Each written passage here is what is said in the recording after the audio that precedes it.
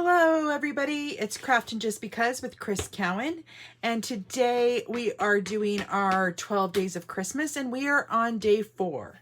And day 4's project is this tall gift bag.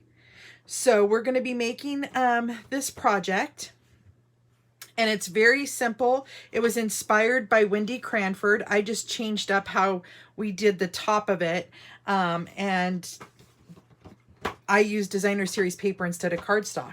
So we're going to go ahead and get started. You're going to need a 12 by 12 piece of designer series paper. I am using the Toil Tidings designer series paper. And because this one in particular that I'm using is has direction to it, you're going to want to cut off a side because you need it to be 12 by 11 and a half. So the side that goes up and down is the side you're going to take a 1/2 inch off of. So I'm going to go ahead and cut that 1/2 inch off. And now we're going to score it on this 11.5 inch side at 1/2. So we're going to go ahead and put it at 1/2.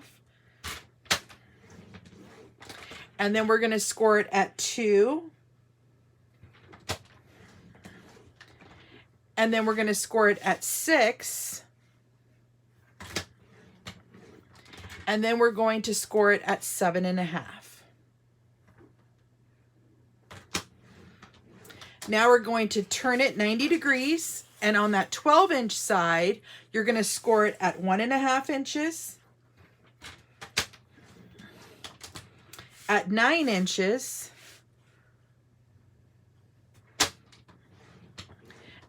and at 10.5 inches. Okay, so now we're done with our trimmer. We're going to set that aside. And now you're going to take your bone folder and we're going to burnish all those score lines. So we're going to go ahead and fold that up. Whoops, I didn't fold that straight. There we go.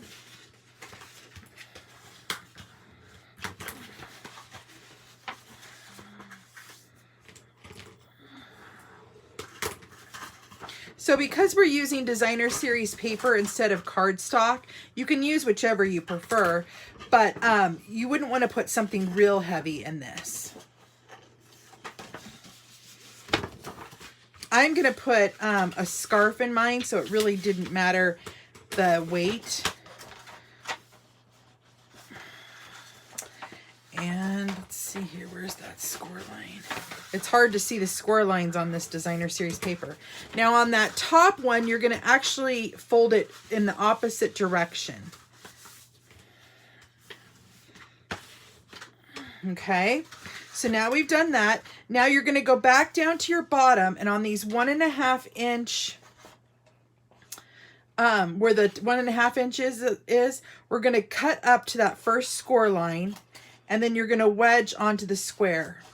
Okay, so you're going to cut up and wedge into the square, sorry. Same here. We're going to cut up on this score line to that first score line, and then go ahead and wedge it out.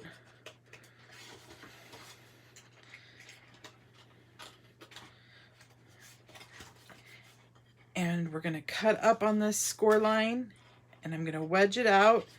And then I'm actually going to take this whole little piece off in this corner. So I'm just going to go at an angle there and cut it off. And at the top, on that same side, we're going to cut off that little 1/2 inch piece as well. So what I'm going to do is I'm going to go ahead and cut to the second score line and then wedge like that. Okay.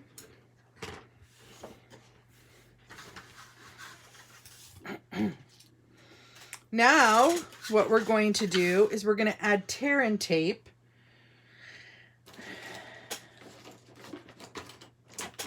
And where did I put my tear and tape? Oh, right here. So we're going to add tear and tape to this little 1/2 inch strip. Then I'm also going to add one little piece onto each of these little squares. And then I'm going to flip it over once I determine where my front is.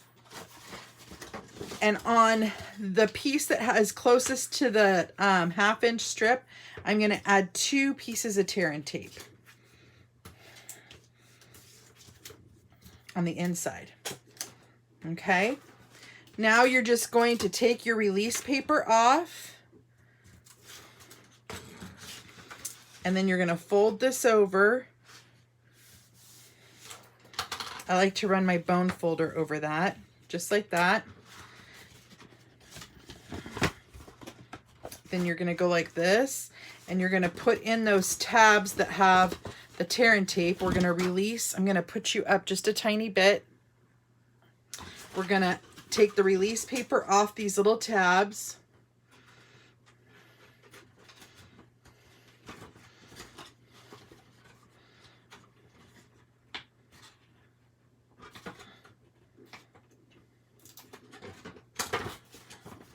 Okay, and then I'm going to put the back piece on first. So just like that. And then I'm going to take the release paper off this. I'm going to stick my hand in there to get it sealed up. There we go. And then I'm going to take the release paper off the front piece.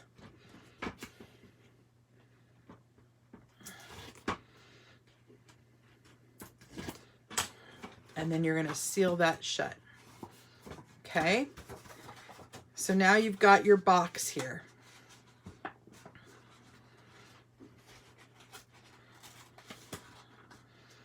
Now what you're going to do is you're going to take a ruler,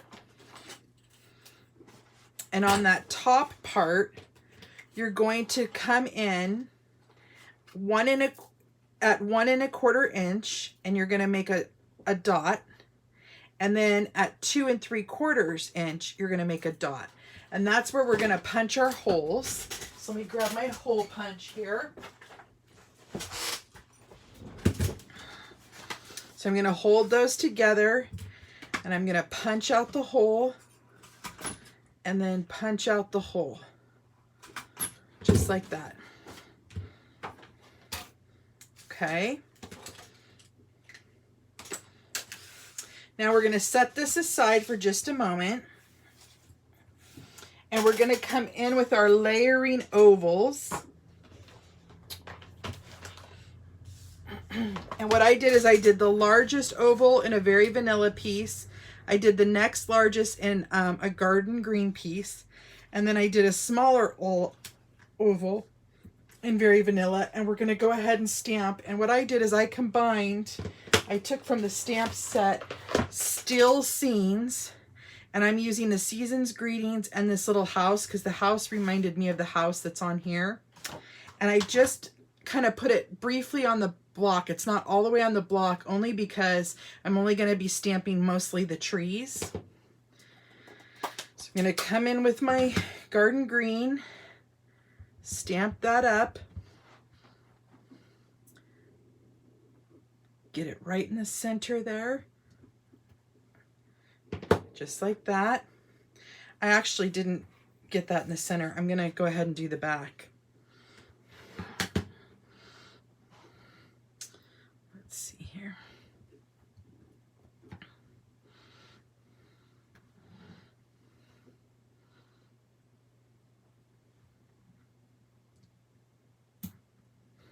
There we go. Oh, but that time I cut off some. Oops. Oh well. It worked perfect, as you could see on this one. Okay, let me wipe off my stamp here so I don't get my fingers in it. I'm just using a wet wipe really quick.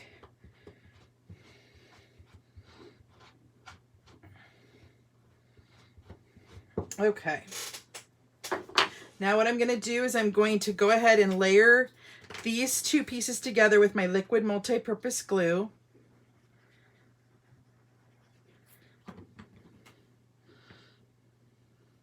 And I like to use the liquid multi-purpose glue because then you could kind of move it if it's not exactly where you want it.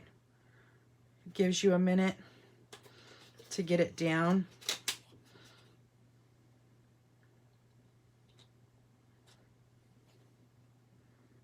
There we go. And now I'm going to add some Stampin' Dimensionals here.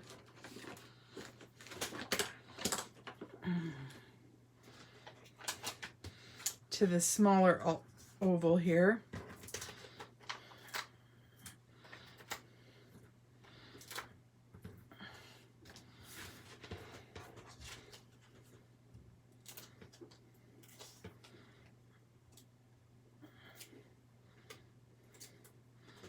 Okay, now I'm going to layer that right into the center, just like that. And then I'm going to come in with the Toil and Tidings glitter enamel dots, and I'm going to use some of this Holiday Red, or Real Red, I should say. I call it Holiday Red because that's what it reminds me of. Put those two pieces down like that. And then we're going to bring in our box, and I'm going to put that right into the center here. And I'm just going to use my liquid multi-purpose glue again. Get glue all over that. Get it down in the center. Okay. And now we're going to take the Real Red russeted ribbon that's an inch long. I love this ribbon. And we're going to thread it through the front.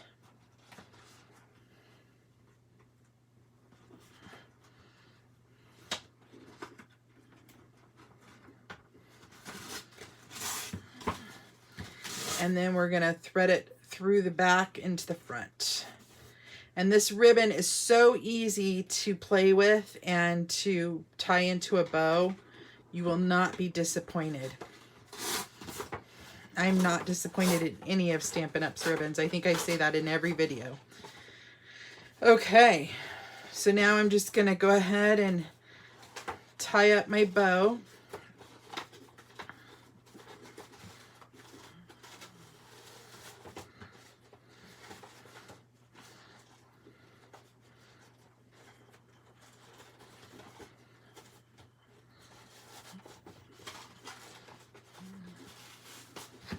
And then you just play with it until you're happy with the look of it here.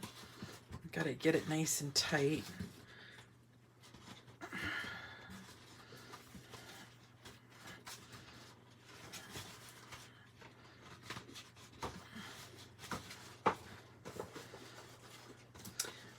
I am having major problems when I get on camera today. I've been doing a few videos and it's like I get to this part and I can't do anything right. Anyway, now I'm going to banner the edges.